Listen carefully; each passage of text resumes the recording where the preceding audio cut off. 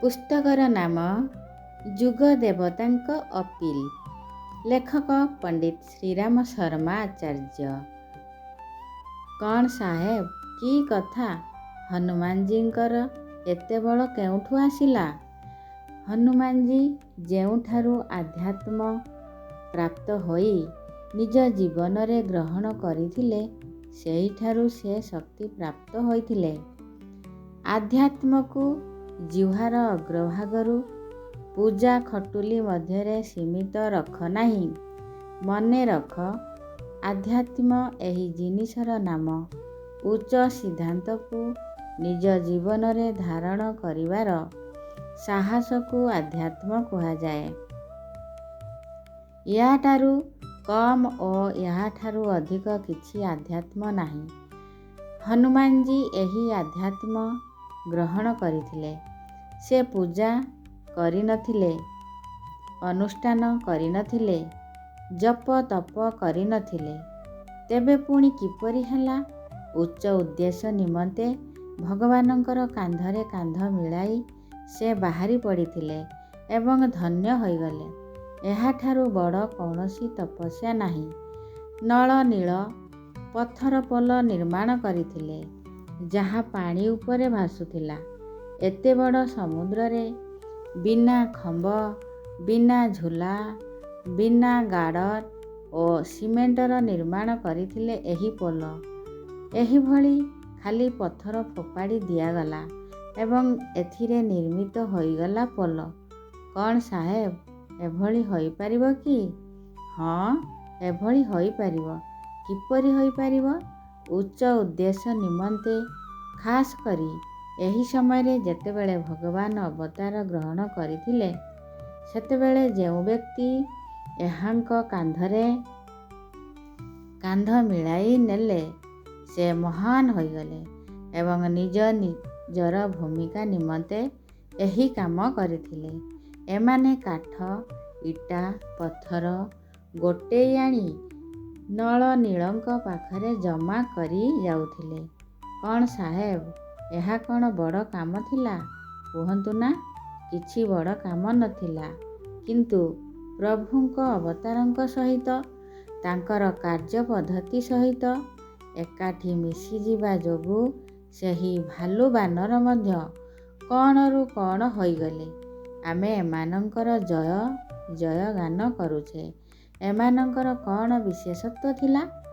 ଏଇଟା ଉପଯୁକ୍ତ ସମୟ ବୋଲି ସେମାନେ ଚିହ୍ନି ନେଲେ। ସୀତାଜୀ ଫେରି ଆସିବା ପରେ କୌଣସି ହନୁମାନ କହିଥାନ୍ତେ କି, ଆମ୍ଭେମାନେ ରାମଚନ୍ଦ୍ରଙ୍କ ସୈନ୍ୟ ଦଳରେ ଭର୍ତ୍ତି ହେବୁ ଓ ସୀତାଙ୍କୁ ଖୋଜି ଆଣିବୁ, ଏହି ସୁଯୋଗ ଆମକୁ ଦିଅନ୍ତୁ। ସେତେବେଳେ ରାମଚନ୍ଦ୍ରଜୀ ଏହା କହିଥାନ୍ତେ, ହନୁମାନ ଭାଇ ସାହେବ, ବର୍ତ୍ତମାନ ସମୟ ଗଡ଼ିଗଲାଣି। ଆପଣ କ'ଣ ସମୟକୁ ମଧ୍ୟ ଦେଖୁନାହାନ୍ତି କି? ଏଭଳି ସମୟ କେବେ କେବେ ଆସେ। ଏହିଭଳି ଭାବେ ଗୁଣ୍ଡୁଚିମୂଷା କ'ଣ କରିଥିଲା? ନିଜ ଶରୀର ଲୋମରେ ବାଲି ଭର୍ତ୍ତି କରି ନେଉଥିଲା ଓ ସମୁଦ୍ରରେ ଗଡ଼ା ଯାଉଥିବା ବନ୍ଧରେ ଝାଡ଼ି ଦେଉଥିଲା। ଦେହର ଲୋମରେ ବାଲି ଭରିବା କିଛି କଠିନ ଓ ବଡ଼ କାମ ନୁହେଁ। ଗୁଣ୍ଡୁଚିମୂଷାମାନେ ଏଭଳି ବୁଲାବୁଲି କରନ୍ତି, ବାଲିରେ ବସି ରହନ୍ତି ଓ ଶରୀର ଲୋମରେ ବାଲି ଭର୍ତ୍ତି ହୋଇଯାଏ। ପୁଣି ଏଥିରେ କେଉଁ ବଡ଼ କାମ ଥିଲା? ଏଇଆ ଯେ ଏମାନେ ସମୟକୁ ଚିହ୍ନି ନେଇଥିଲେ କି ବର୍ତ୍ତମାନ ଭଗବାନଙ୍କର ଦରକାର ବେଳ। ଆବଶ୍ୟକତା ଅନୁଯାୟୀ ସାହାଯ୍ୟ କରିବା ଦରକାର ଥିଲା। ଏହା ଗୁଣ୍ଡୁଚିମୂଷାଙ୍କ ପାଇଁ ସୌଭାଗ୍ୟର ଦିନ ଥିଲା। ଭାଇ ସାହେବ, ସେମାନେ ଭଗବାନଙ୍କ କାର୍ଯ୍ୟ କରି କେତେ ମହାନ ହୋଇଗଲେ, ଆପଣ ଜାଣନ୍ତି ନାହିଁ? ରାମଚନ୍ଦ୍ରଜୀ ତାଙ୍କୁ ଉଠାଇ ନେଇ ଛାତିରେ ଲଗାଇଲେ, ତାର ପିଠିକୁ ଆଉଁସି ଦେଲେ, ତାକୁ ବହୁତ ସ୍ନେହ କଲେ। କ'ଣ ପାଇଁ?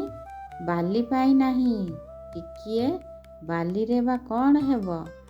ସିଦ୍ଧାନ୍ତ ନିମନ୍ତେ, ତାର ସାହସ ନିମନ୍ତେ, ନିଷ୍ଠା ନିମନ୍ତେ ତାକୁ ସ୍ନେହ କଲେ।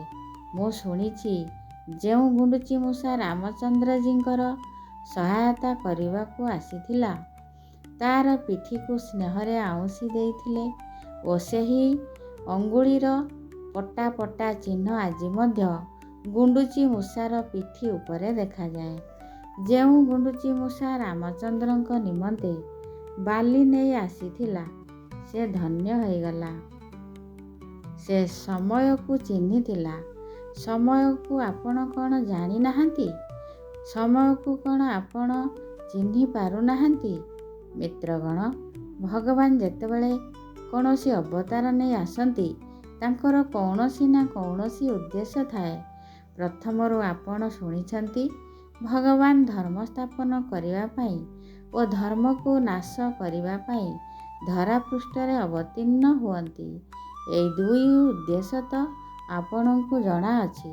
ଏହା ଆପଣ ରାମାୟଣରେ ପଢ଼ିଛନ୍ତି ଓ ସବୁ ସ୍ଥାନରେ ପଢ଼ିଛନ୍ତି। ଏଇ ଦୁଇ କଥା ତ ପଢ଼ିଛନ୍ତି। ଆଉ ଗୋଟିଏ କଥା ମୋ ତରଫରୁ ସେଥିରେ ଯୋଡ଼ି ନିଅନ୍ତୁ। ରାମଚନ୍ଦ୍ରଜୀ କିମ୍ବା କୃଷ୍ଣ ଭଗବାନ ନିଜେ କିଛି ନିଜ ତରଫରୁ କହିନାହାନ୍ତି, କିନ୍ତୁ ମୋ ତରଫରୁ ମୁଁ ତୃତୀୟ କଥାଟି କହୁଛି। କ'ଣ କହୁଛି? ଯିଏ ଭାଗ୍ୟଶାଳୀ, ତା ଭାଗ୍ୟକୁ ଚମକଦାର କରିବାକୁ ନିଷ୍ଠାବାନଙ୍କୁ, ନିଜ ଭକ୍ତଗଣଙ୍କୁ ନିଜ ମଥା ଉପରେ ରଖିବା ପାଇଁ ମଧ୍ୟ ଭଗବାନ ଆସନ୍ତି। ଏମାନଙ୍କୁ ଉଞ୍ଚା କରିବାକୁ ମଧ୍ୟ ଭଗବାନ ଆସନ୍ତି। ଏମାନଙ୍କୁ ଇତିହାସରେ ଅଜର ଅମର କରିଦେବାକୁ ମଧ୍ୟ ଭଗବାନ ଅବତାର ଗ୍ରହଣ କରନ୍ତି। ଯିଏ ଏହି ସୁଯୋଗ ଚିହ୍ନି ନିଅନ୍ତି, ସେମାନେ ଧନ୍ୟ ହୋଇଯାଆନ୍ତି। କୈବର୍ତ୍ତକୁ ପ୍ରଭୁ ରାମଚନ୍ଦ୍ର ଧନ୍ୟ କରିଦେଲେ। କୈବର୍ତ୍ତ କି କାମ କରିଥିଲା? କୈବର୍ତ୍ତ ବିନା ମହାଶୂଳରେ ପ୍ରଭୁ ରାମଚନ୍ଦ୍ରଙ୍କୁ ନାବରେ ବସାଇ ନଦୀ ପାର କରି ଦେଇଥିଲା।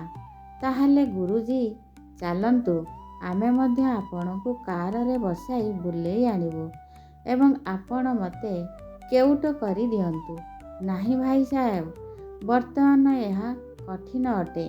ବର୍ତ୍ତମାନ ମୁଁ କୈବର୍ତ୍ତ କରିପାରିବି ନାହିଁ। ତେବେ ଏହା ଏକ ଖାସ୍ ସୁଯୋଗ ଥିଲା। ସେତେବେଳେ ଆପଣ ଜାଣିପାରିଲେ ନାହିଁ ଏବଂ ବର୍ତ୍ତମାନ ଆପତ୍ତି କରୁଛନ୍ତି, ନିଜ କର୍ମକୁ ଦୋଷ ଦେଉଛନ୍ତି କି ଏଭଳି ସମୟ ଆସିଥିଲା ଏବଂ ମୁଁ କିଛି କରିପାରିଲି ନାହିଁ। ମିତ୍ରଗଣ, ସବରୀ ଭଗବାନଙ୍କୁ ବରକୋଳି ଖୁଆଇଥିଲା, ଯାହାର ପ୍ରଶଂସା କରି କରି ଆମେ ଥକି ଯାଉଛେ। ଭଗବାନ ସବରୀକୁ କହିଲେ, ସବରୀ, ମୁଁ ଭୋକରେ ଅଛି।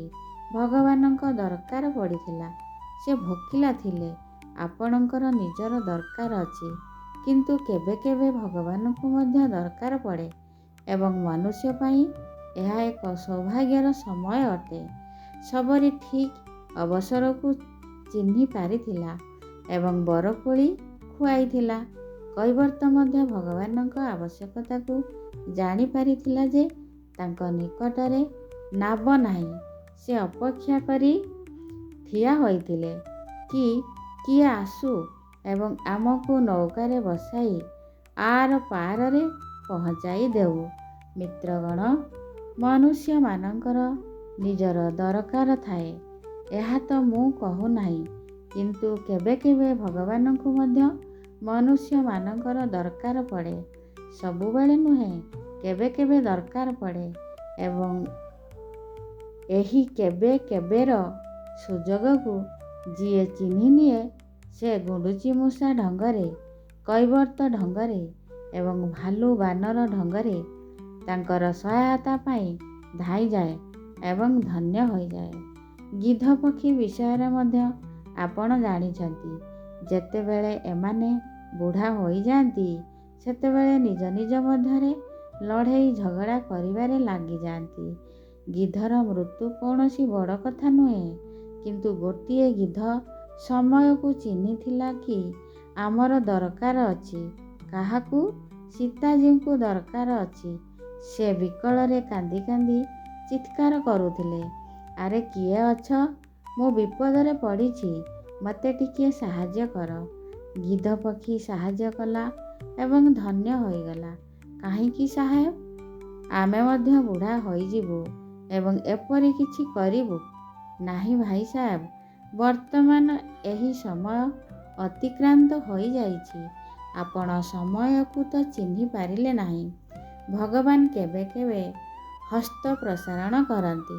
ମନୁଷ୍ୟ ତ ସର୍ବଦା ଭଗବାନଙ୍କ ସମ୍ମୁଖରେ ହସ୍ତ ପ୍ରସାରଣ କରି ରହିଥାଏ, କିନ୍ତୁ ଭଗବାନ ମନୁଷ୍ୟର ସମ୍ମୁଖରେ କେବେ କେବେ ହସ୍ତ ପ୍ରସାରଣ କରନ୍ତି। ସେତିକିବେଳେ ଯଦି ତାଙ୍କର ହାତରେ କେହି କିଛି ରଖିଦିଏ ତ ରବୀନ୍ଦ୍ରନାଥଙ୍କ କବିତା ମୁତାବକ ତାର ଝୋଲି ସୁନାରେ ପୂର୍ଣ୍ଣ ହୋଇଯାଏ। ଠାକୁରଙ୍କର ଗୋଟିଏ କବିତା ଅଛି, ମୁଁ ଘର ଘରକୁ ଯାଇ ଭିକ ମାଗିଲି, ଗହମରେ ମୋ ଝୋଲା ଭରିଗଲା। ଆଉ ଜଣେ ଭିକାରୀ ଆସି ମୋ ଆଗରେ ହାତ ପସାରିଲା। ମୁଁ ଗୋଟିଏ ଦାନା ତା ହାତରେ ରଖିଦେଲି।